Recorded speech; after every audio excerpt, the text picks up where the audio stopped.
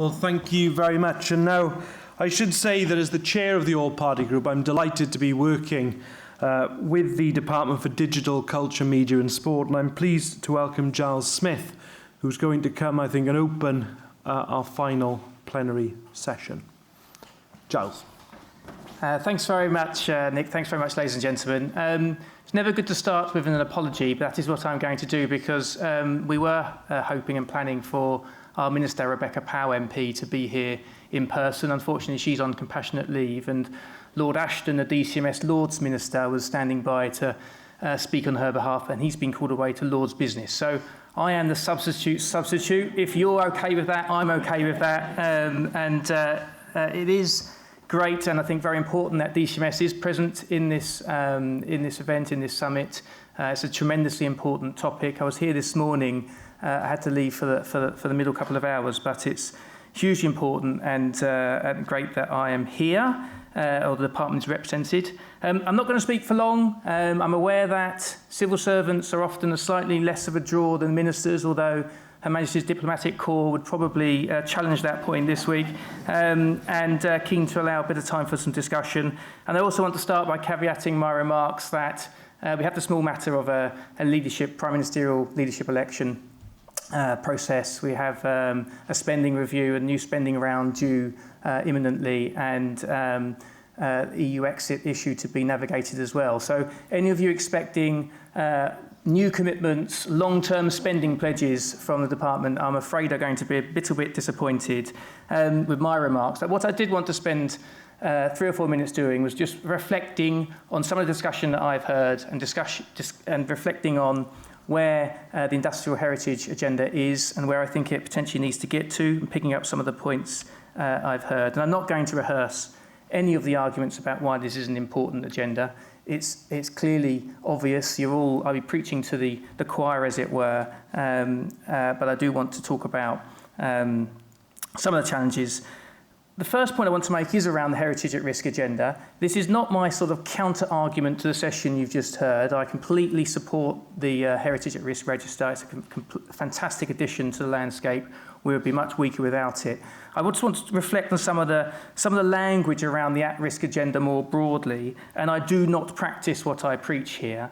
And I'm reflecting on what Trevor Mitchell said at the first session this morning, where I think he used the phrase, "You get what you talk about."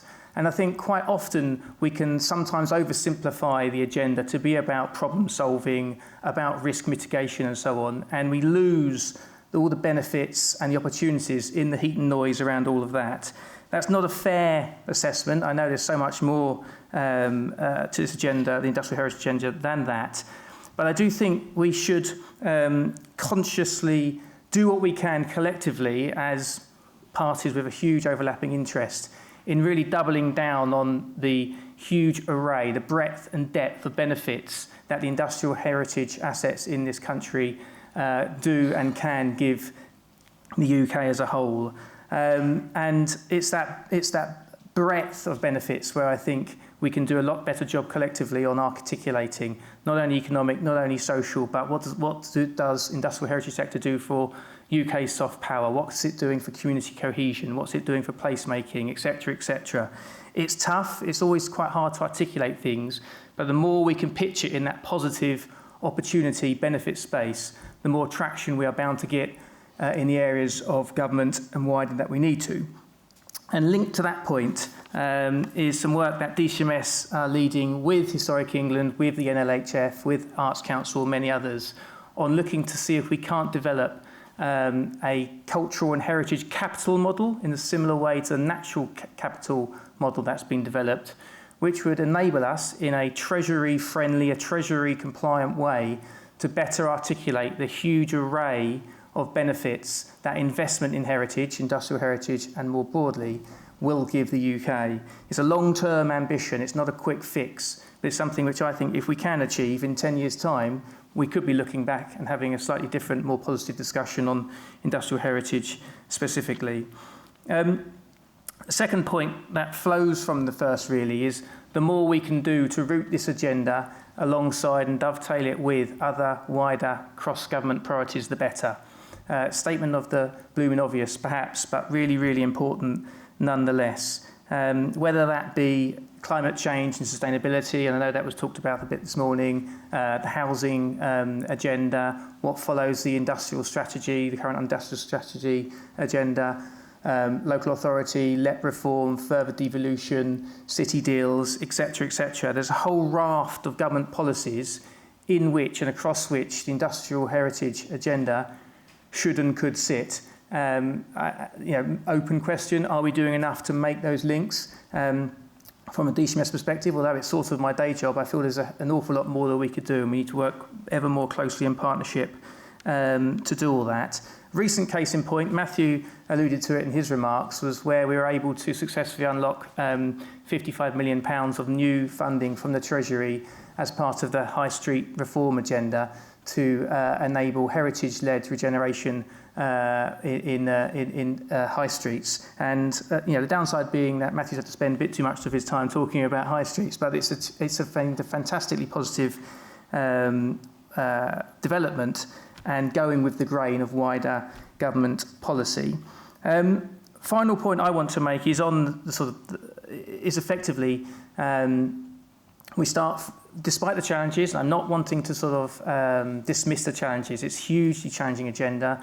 I'm not going to rehearse the facts and figures you've heard. It's 3 times more likely, industrial heritage is 3 times more likely to be on heritage at risk register and so on. It is an incredibly difficult challenge, not to do myself down on my positive narrative message at the start.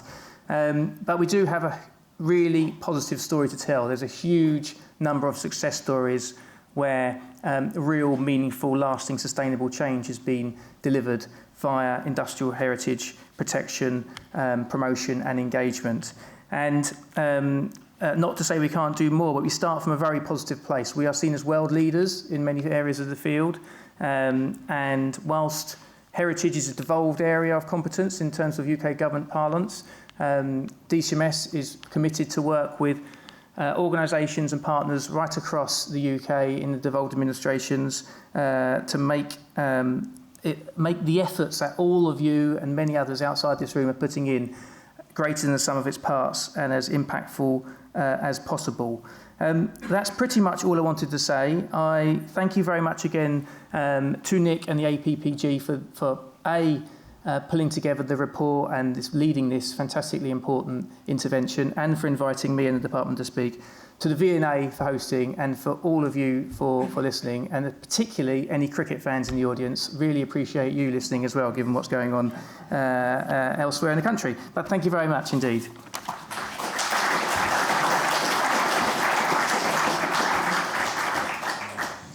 But we've had some fascinating presentations today. But would anybody like to kick off with the first question? Don't all run at once. Yes. Hi. Trevor spoke about obstacles. One of the obstacles to regenerating industrial buildings is VAT imposed upon on conservation work as opposed to new build, which obviously is a detraction. This is a very long-standing issue. Is anything going to happen on that front? VAT on conservation as opposed to new build. Well, I guess as the only politician on the panel, I should say that I hope so, and I believe that would be something that would be extremely useful. But I wonder if we could just have a comment on that from somebody else. Do you want to, Giles? So it is a long-standing issue, and it's a well-understood issue. I can't offer you any news, good or bad, I'm afraid. It's a Treasury lead, obviously, but the department works very closely with the Heritage Alliance and the wider heritage sector on understanding the evidence base and continuing to keep close to the issues. We're sympathetic, but I wouldn't want to say anything one way or the other in terms of direction of travel on that, but I do understand where the question comes from. Okay. Of course you can, Barbara. I sometimes think we come at this from the wrong angle. And we're talking a lot these days about a climate change emergency, but we seem to have stopped talking about sustainability. So actually, this isn't about heritage. This is actually about being sustainable with the Earth's resources. And it's the same in terms of the comments that were made earlier about buildings being left empty and there being no incentive to reuse them. So I think we need to reframe the argument. So it stops being about heritage and it starts being about sustainability and tackling climate change. And then we'll get traction. Ros, do you want to comment on that? I would just really strongly agree with that. It's, again, going sort of back to my former life, it's something that I also put quite a lot of energy into. We did some research that demonstrated that there would be payback if there were changes made. But, as Giles said, it's a long-standing issue, and I suspect it will take a while more to be sorted. Duncan. Yeah, we seem to have a bit of interference. Oh, stopped. Interference at the back. I wondered if President Putin was in the room. I haven't seen him. But Well, you never do. That's the problem. The only point I wanted to make is that, I was going to start with a confession that I worked at the Treasury for 6 years. And they speak a different language. You've got lots of good qualities as well, though, don't you? Yeah. Well, I am definitely a gamekeeper turned poacher.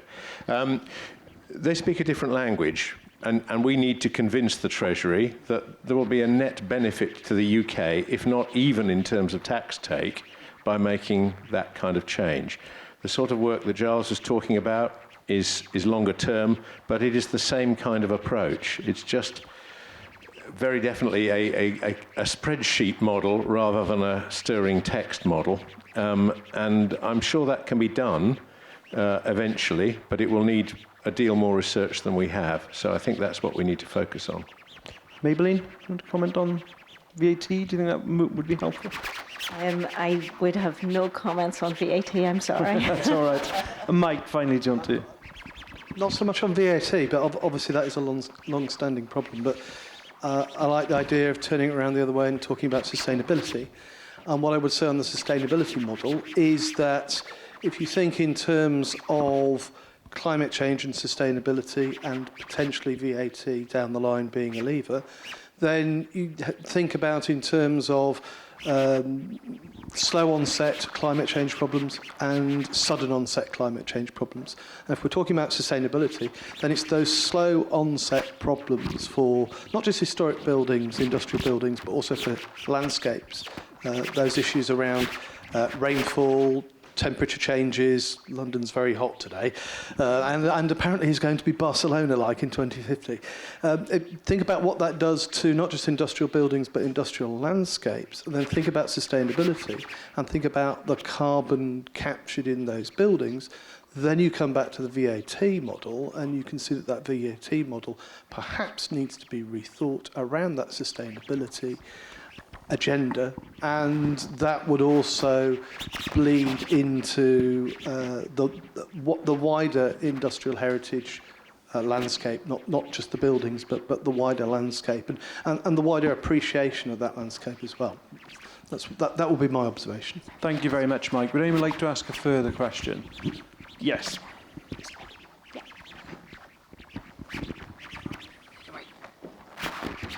Thanks. We've heard a lot today about the very big projects that have been done and haven't been done, but I'd like to make a comment about the level beneath that. Now, Giles made the point that industrial heritage can contribute to placemaking, and so I think it's important to consider that level. Industrial heritage also contributes to local distinctiveness. So some of these sites are not maybe of national significance, but they really are important in local terms and in local placemaking. And in those cases, a little bit of money goes a very long way. And the trust that I work with has been very delighted to get small amounts of money from Historic England's Buildings at Risk finance, and that makes such a difference. So I'd like to make a plea today that that level is remembered and not just the enormous buildings that we've seen today. Yes. Thank you very much. Duncan, do you want to just comment on that? Well, thank you for the endorsement. I'm sure Giles was listening there. But I think the really important point, which came through a number of the presentations I heard, which is that it's those initial steps and that initial vision and imagination that counts for so much. Nobody can guarantee the huge sums of money that are sometimes needed, but they sure as eggs is eggs will not happen if there isn't that local commitment and there isn't that vision from perhaps a developer, perhaps a planning authority, encouraged by bodies like ourselves to see the real potential for industrial heritage as the heart of a piece of placemaking. Or I have to say I'm not massively keen on the term placemaking because it kind of implies you're starting from scratch, whereas the whole point about this is that you're starting from something that's there and transforming it, making the most of it, adding to it, and reinventing a place perhaps in a new format. So I think, but placemaking does, because people understand that, I suppose. So I do agree with you. It's that kind of hearts and minds and imagination and creativity at the start of a process that is essential if seemingly intractable problems are going to be got round. And just finally, I think in a way that our role as Historic England is to make sure we hang on to as much of this stuff as we can, waiting for that to happen, because sometimes it happens. I mean, at Shrewsbury Flax Mills, it took us nearly 20 years to start, but when we started, we had, I think, the right ideas about it. There are plenty of other places whose losses we would all massively regret in the future if they were lost, but we may not have the financial heft at the moment to deal with them as we would like. So I think that's a really important factor. Maybelline? Well, I would actually certainly agree with you about just small contributions make a big impact. But I would also say that it's not just the financial contributions. I totally agree that it's often the small local sites are the keys for the local communities, and it's the local sites that get people engaged with heritage across the board, and then they will get behind you whenever you're maybe doing the bigger projects. So it's not just the financial contributions, it's the contribution from the statutory agencies, from your local representatives and politicians. It's knowing that there are people going to work with you as a local community to take a project forward and to be validated in recognising the value of that and the value of the local small sites. And I think the investment in time and the investment in listening and working with a local group cannot be underestimated. And we have learnt that actually at Ballycouple Windmill, because we've worked on many different industrial heritage sites, but that was the first one that we really had the opportunity to engage with a local community in such a meaningful way. And as I was saying to Barbara, actually at tea time, it was because of the local community and the external pressure that first initiated the project, because we were trying to get it off the ground from 2010. But it was the pressure from the local community initially that got that project off the ground for us and got the funding released. But it has been the local community support of us in our work and working with them that has allowed us to continue to get to the point where we're actually going for $500,000, which in the big schemes that we've seen is very small, but for a small site that's actually very big. And we would never in a million years have been able to do that if it hadn't been for the local community. So I cannot get behind that enough. Mike? Well, speaking in my role as chair of the AIA, Association for Industrial Archaeology, we've spent the last 10 years investing in smaller, the smaller end of the industrial heritage museums and objects. We have a grant scheme that over the last 10 years we've invested over £1 million courtesy of a number of anonymous donations in exactly the kind of small-scale industrial building sites and monuments you're talking about. And it does make a difference, absolutely. And it's place enhancing. I think is the phrase I would use. And when we talk about place enhancing, it's about enhancing the local community's own feeling about that site, and it also feeds back into that well-being agenda and the health agenda. So you're quite right, small amounts of money make a tremendously big impact on a local community, and the AIA are committed in our own way, our own small way, of continuing to support those smaller industrial sites and groups and trusts in making that big improvement locally. Barbara. I'm not going to repeat what other people have already said. I agree with Maybelline, it's not necessarily always about money. In the past, I've helped things get off the ground by bringing people together, by writing a letter that shows that the national organisation supports what a community's doing, and that helps them go out to maybe even local businesses to support things. So it isn't always about the money, although invariably it does come down to then finding the money to do things. But it is about creating those linkages and making sure that things happen that can support things locally. One of the most depressing things that I think I deal with in my work is the fact that if something is not listed or scheduled, it doesn't matter. And that is simply not true. The historic environment is, frankly, to me, anything that matters to anybody, anywhere. And I think it's quite depressing that we operate within a system, I'm a town planner by original profession, where in the planning system in particular, if it isn't nationally designated, you can frankly get rid of it. And that's simply not right. There needs to be more recognition of what matters to local people and the means to, I'll use the word protect because it's an umbrella term, to protect that for the future. Ros, you've got anything to add to what's been said? Well, just really to sort of go back to where this started, which was about those small amounts of money and the importance of it, because for us as a funder, it's difficult for us to step in until, as I mentioned earlier, there is that sort of bigger vision. So without those bits of funding in the early stages, just to make sure it's still there. It's as simple as that, really, to make sure it's still there, to make sure that opportunity still exists. So the funding that's provided by organisations like Historic England and Historic Scotland is incredibly important. And then that gives you something that when you get that local passion, that local commitment, that local capacity behind it, then you can do something. But you have to protect it first. And finally, Giles, do you want to add anything to this particular theme?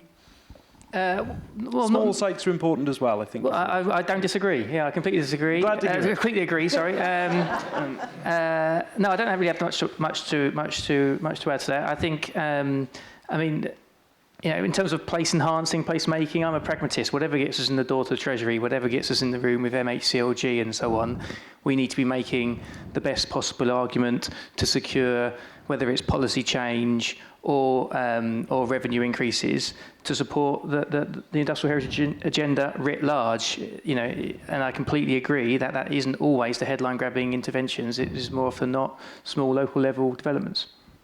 I'll take one more question and do one more round from the panel. If we go to the left on the end up there, please.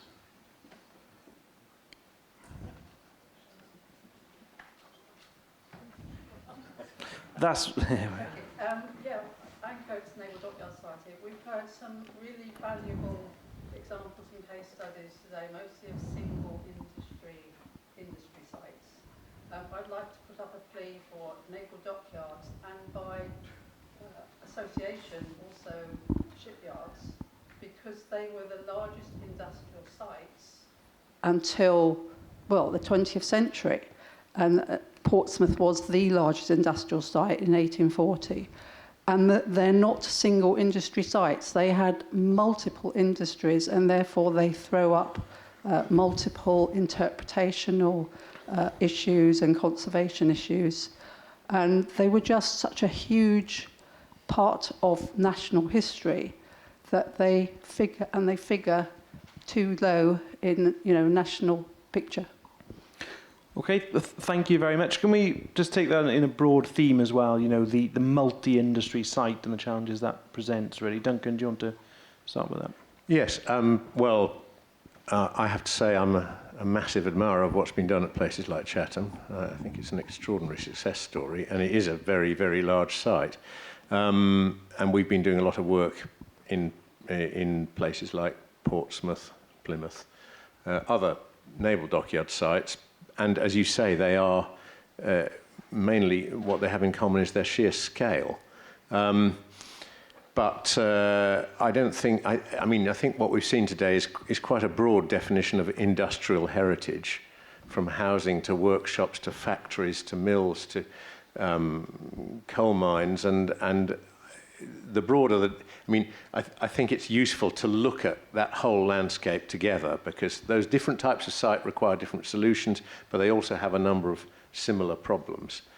So I don't think there was any intention to exclude naval dockyards, and I would like to kind of recognise the immensely good work that's been going on there. We are very inclusive, and that includes naval dockyards.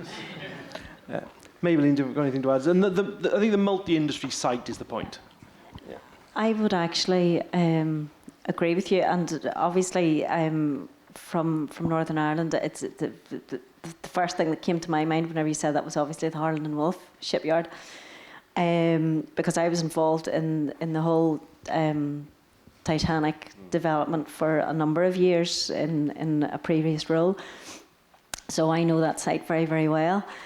And I would actually agree with you that I sat in a lot of planning meetings chaired by the chief planner and all the different stakeholders around the table, and there wasn't necessarily the appreciation at that stage of the multifaceted nature of the site. It was very much a particular vision at that time. Now, what has actually happened on the site is not what was being discussed around the table at that time, thank goodness, because what's happened is actually much, much better.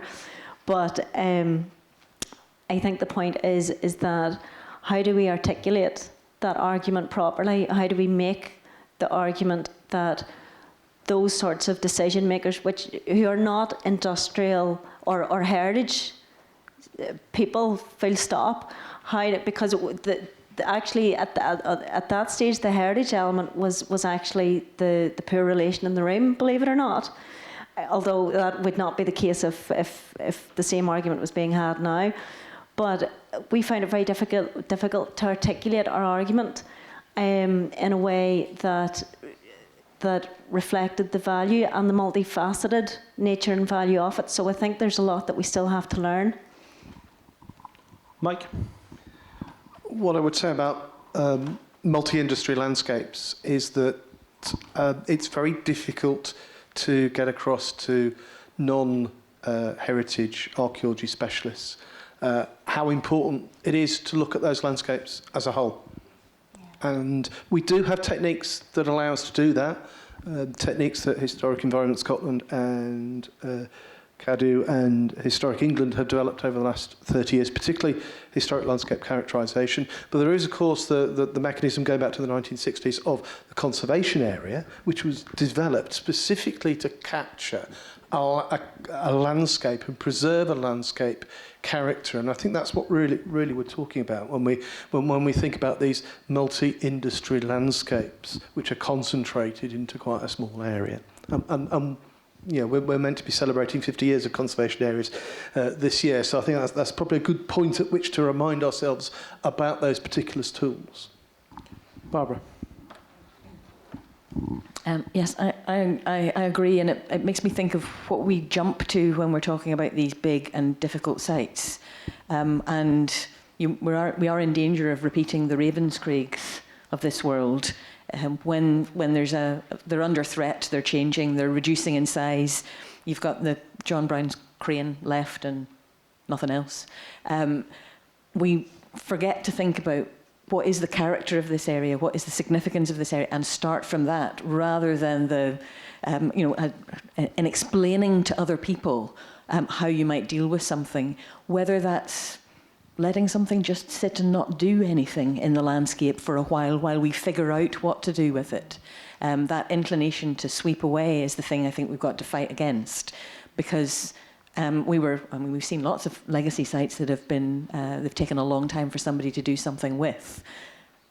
if somebody had swept them away from the start, we'd have lost an awful lot more from our landscape than we have. So I think it's that somehow or other getting people to pause long enough and to assess the character of an area and its significance and deal with it one step at a time, rather than creating these big, vacant, empty nothingnesses. Ros?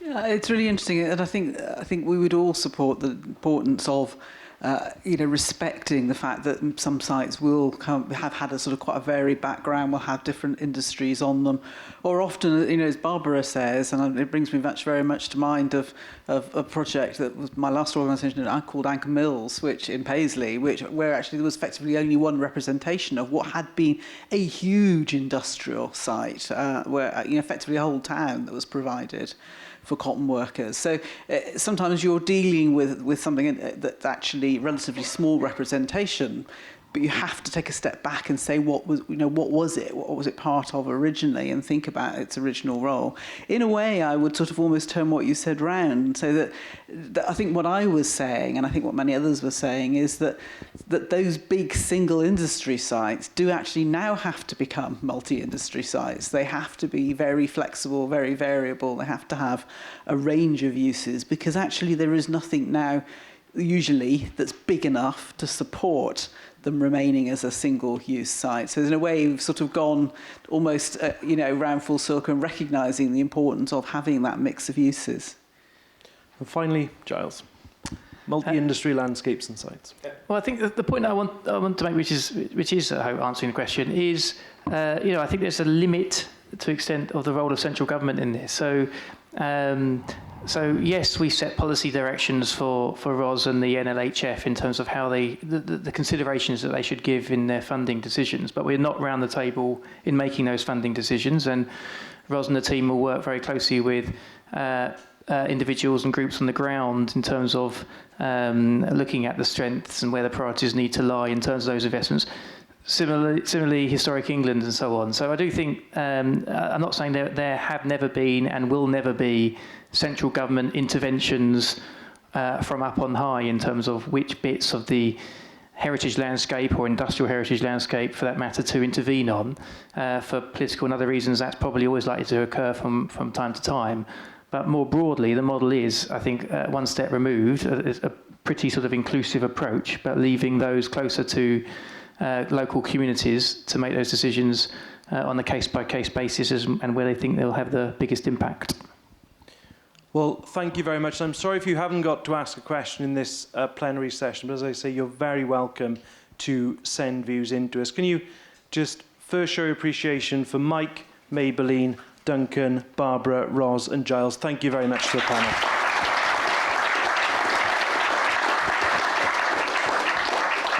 And I also want to really say a big thank you to our hosts here at the Victoria and Albert Museum. Obviously to Tristram, who was very kind enough many months ago to agree with me to hold this event here, but also to Laura and to Vernon, but also to our technological assistants in the room today as well, to Tom, Peter and Asa. Thank you to everybody at the V&A for helping us and hosting us today.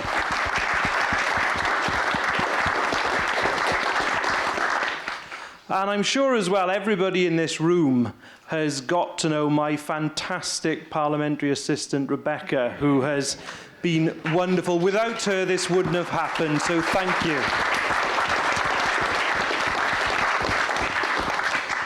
And I think everybody will agree that we've had a fantastic day today. We've had wonderful presentations, seeing the breadth of expertise that's been contributed today has just been fantastic. I do feel in some ways today is the culmination of 2 years of work that we've been doing on this, but really today isn't the end of the work in this sector. I'd much rather see today as a beginning, and what we take forward from today in terms of the enthusiasm, the interest and the commitment of everybody in this room who's determined that our industrial heritage shouldn't only be given the esteem it richly deserves as the important part of our past, but that we utilise it, bring it forward now in a positive way to say that it really is an integral part of our modern day economy and our future as well. So thank you all very much for your contributions, your attendance, and I wish everyone a very safe journey home. Thank you very much.